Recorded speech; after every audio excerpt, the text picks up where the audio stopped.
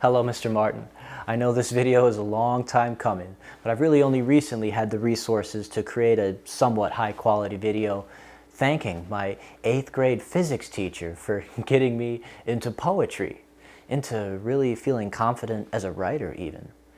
I don't know exactly what the conversation was, but one day you and I were just talking after class and you pulled me aside and you said, "Hey, you should really write poems." Odd advice from the guy who just gave me an assignment on Newtonian physics, but I said, okay. And I brought something to class, and you were really cool that you gave me the chance to read it to everybody. And you would always conclude your class when the bell rang every day by just shouting in a zany way, "There's just never enough time for science." Well, don't you see why there was never enough time for science?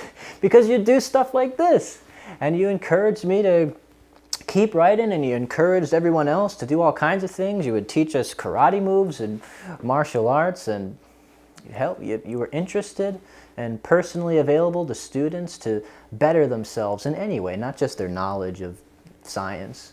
I won a bag of M&Ms because you incentivized me with a big bag of peanut M&Ms. Say, "Hey, if you quit biting your fingernails, I'm going to give you a bag of M&Ms." And you check my fingers every day and make sure I was keeping on it, because you can't really hide that, and help me like that too. But one day, I wrote a poem, and it was one that really had you taken. And I was only, of course, probably 12 years old at the time, but it was something that you enjoyed so much that you actually pulled me out of class to recite it to every single one of your classes that you had that day. And I became kind of the poet celebrity in the school, because everybody who took your class saw me, because I got to take like 15 minutes out of my other classes to read poetry. So I know that you've always wanted to have a video of me reading it. It's Cold, Cold Love, and I'd like to recite it for you now, for the record, for camera, so you finally get off my back all these years. Cold, cold love.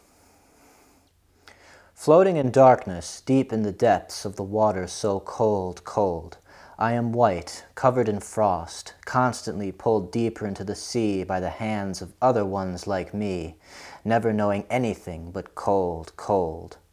One day it was too freezing. I could no longer stand it, so I broke free from the others and swam for the surface, longing, hoping, awaiting some purpose, a purpose aside from this cold, cold. Nearly breaching the top, I reached up my hand and hadn't mistaken it. As soon as I did, someone from the surface had taken it. This person was pulling me, saving me. It was a girl who rescued me from the sea. She stood there a while, smiling at me. Had I found a purpose? I looked up at her radiant face, feeling vulnerable and nervous. This world was warm. I near felt burning, and knew with no doubt I'd never be returning to that ocean place so cold, cold. So I got on my feet, and I took her hand. Off we went, talking and walking across the miles of ocean as if it were dry land. Yet the eyes of those beneath the sea were visible as they followed me, staring, glaring, as if waiting for something. But what did I care? For all at once I'd learned love, warmth, and joy. But then she paused and started staring at another boy. What was this woman thinking? For the longer she stared, the more I started sinking.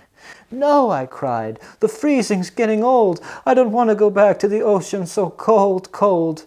Save me, don't forsake me with tears that freeze before they're shed. In that ocean, I am dead." But as I was halfway up in water, those cold hands grabbed my feet. I resisted, struggling to stay alive, and as I fought, I thought, there must be more to life. Soulless, but filled with emotion, by now I had near completely sunk into the ocean, and at this my last words were spoken. How come I was never told? Even love is cold, cold, cold. There you go. I mean, for for like a 12-year-old kid at the time, that sounded like pretty good stuff. And looking back at some of the poetry that I wrote, there's tons and tons of it. Like, what did you do to me, man? I can see it with like kind of adult perspective. I'm 26 now, and I see, some of the easy rhymes and some of the things. Like, part of the real importance of being well-read and being cultured is that you can kind of know what's a cliche, what's been done to death. I mean, you can't know what you don't know, so you read and you read and you read and you get a feel for how you can improve your art and what doors there are open. Like someone who's like in the 6th grade, they can probably think they're the first to realize that love rhymes with above, and oh my God, isn't this an amazing thing? But I just appreciate you setting me rolling. I've kept on writing. I was able to turn my poetry into more things. I started a band with your other beloved student, Stefan, and poems got turned into songs. And also, regarding this poem, I actually took it when I was in competitive speech, and I got 2nd place medal in poetry, and I wasn't necessarily supposed to use my own poetry. I just said someone else wrote it because they never check. But as Nietzsche once said, I must master the alchemical trick of turning this muck into gold, or I am lost. And, when it came to my own rejection and loneliness and sadness, I was able to turn that muck into silver, at least, with 2nd place, which is, pretty good for 12-year-olds, little romantic musings. But I want to say, again, thank you for all you did. Thank you for how you invest in people. Thank you for teaching us that attitude is the most important thing that we can have in life. And I just want to say, you were a great teacher, you're a great influence, and so happy that you instilled this in me. And I want to keep taking the fire forward and not be cold anymore.